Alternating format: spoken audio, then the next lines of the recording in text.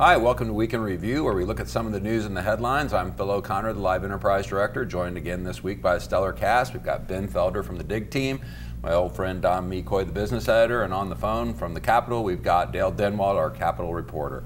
Hey Dale, let's get right to it with the marijuana. Medical marijuana in the news every day, all day, seems like. Bring us up to speed. What's the latest on what's happening in the debate? We had some meetings this week. Talk a little bit about what happened there.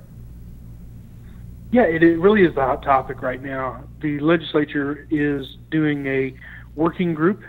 It's a bicameral, bipartisan committee, really, to look at what is the best kind of policies going forward.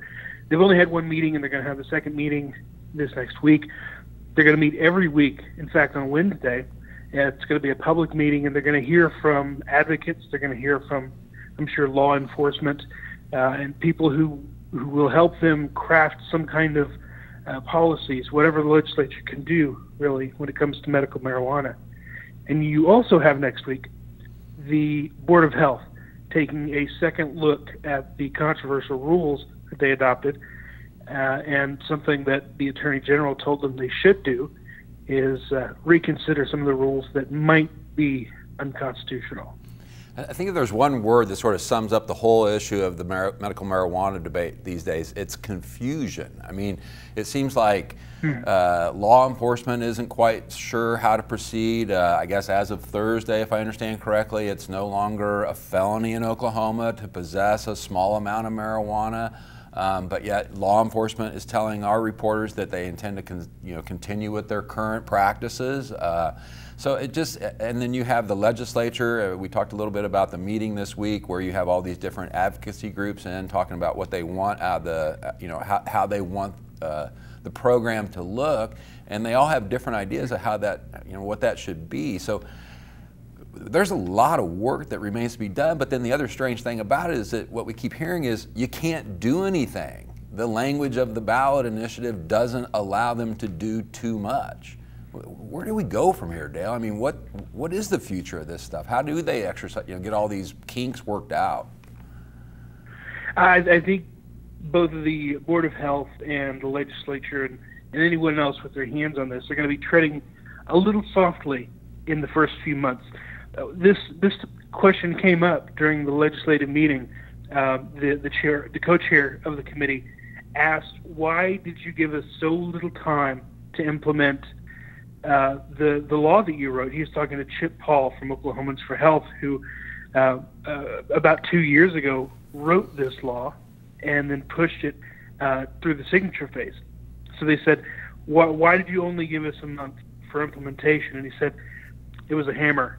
Other states waited a year or longer to implement their medical marijuana laws after votes by the people or votes by the legislature."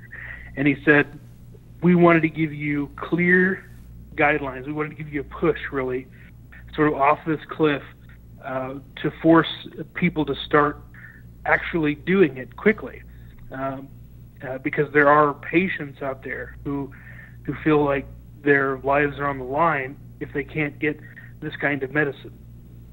Yeah, and then yesterday, of course, then the application process opened up for whether you want to own a dispensary, whether you want to be a medical marijuana patient. Those applications became available online yesterday. We're hoping to get some information about the numbers and what kind of traffic they're seeing for those kinds of, to request that kind of information. We'll be keeping an eye on this story. There's so many questions still to be answered. Dale, you're doing a great job out at the Capitol staying on it, and we appreciate that. Thanks a lot. Ben, let's talk about emergency teachers, another problem that Oklahoma confronts, and it's a problem that seems to be getting worse, the need to bring in non-certified teachers to teach our children. Yeah, I mean, it's getting worse when you look at the numbers. It's also just become a kind of normal process now every school year. The State Board of Education yesterday approved more than 800 emergency certified teachers. Now, when a district can't find a qualified teacher, they can apply for an individual to get an emergency cert. They can be in the classroom for up to 2 years before they have to take a test or get a license to remain. And so more than 800 yesterday, combined with the month before, that brings us over 1,200. Last year was a new record. We were nearly at 2,000. So trending like this will be another record breaker. Now, this is also in the weeks and the months before the new school year starts. The State Department of Education is hoping that this is maybe just districts getting ahead of their hiring a little quicker maybe than in years past. About a third of these are, when you combine them for the last 2 months, are renewals. So if they were in for the first year, they're coming back as a second year. So districts who know they want to keep those teachers are applying for those maybe a little quicker. But the fact remains that a process that was hardly used by districts just 5 years ago. I mean, if you look back, in 2011-12 school year, 32 were used. The next year, 97, and then 189, and 505. What's driving that? Well, district leaders will tell you that what's driving that is there's just a shortage of teachers available, and it's all across the state. Oklahoma City has hundreds of emergency certified teachers. You look at rural school districts, superintendents who have been in their position for years will say, a position that used to give me dozens of applications and resumes is now giving me none. Or the ones that I'm getting are for people who are not qualified to be teachers. And so there definitely seems to be a big shift in the availability of teachers, and it's no shock to people who've been following education coverage that low pay and classroom conditions have led many teachers to flee the state or go into other professions.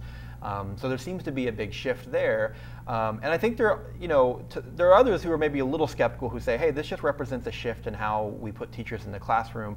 But the fact remains that the numbers are growing. The State Department of Ed in its new education plan has set a goal for over the next 8 years to virtually bring that number down below 100.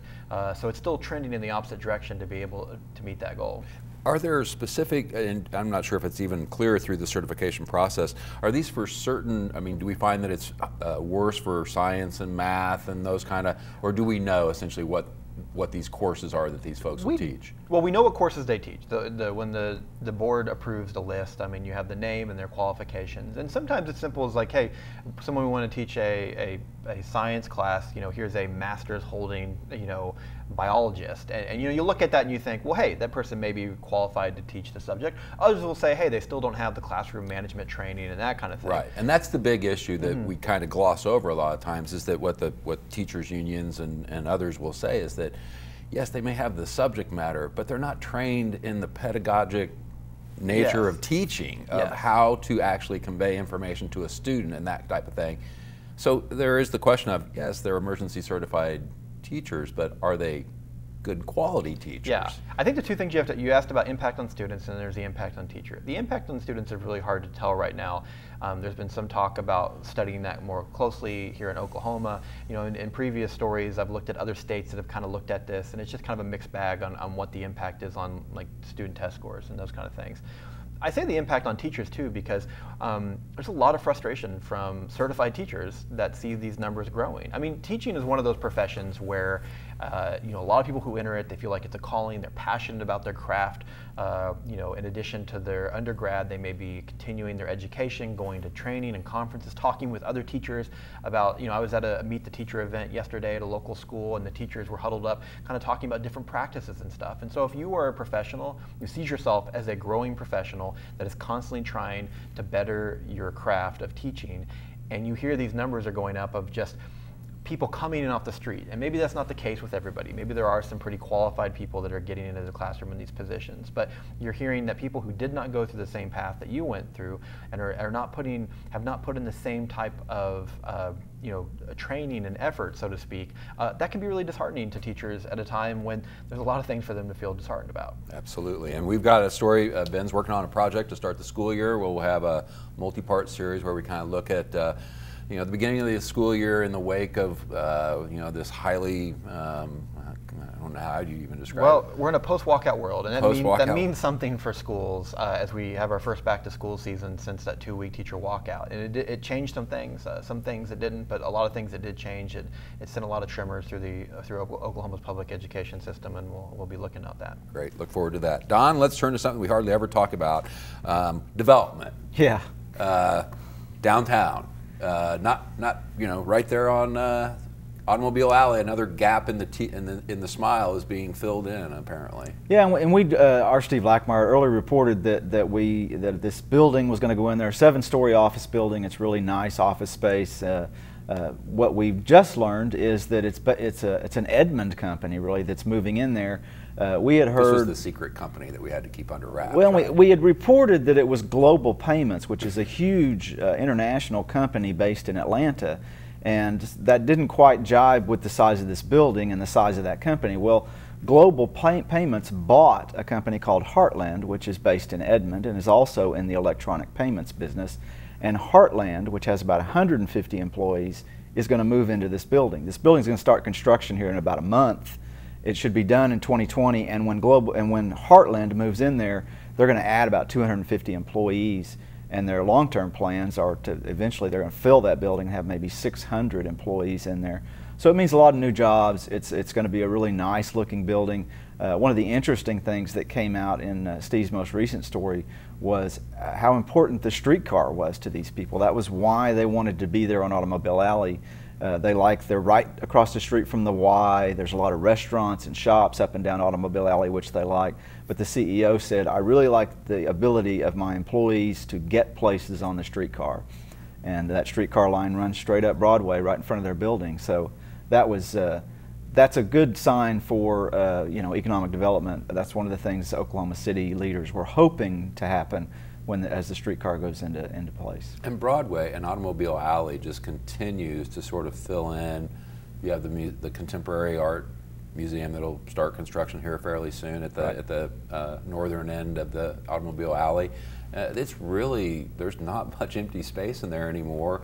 The car dealership moving out, and I guess there's some plans now for converting that. And it's turning into another thriving commercial stretch. Yeah, it's really working, and as a lot of the downtown districts are. We've seen a tremendous growth on Film Row, which is really coming along. Of course, Midtown has been pretty well established for a while. Even the Plaza District, as we've had some of these older retailers move out, we've had new ones come in, including a dispensary, a CBD store.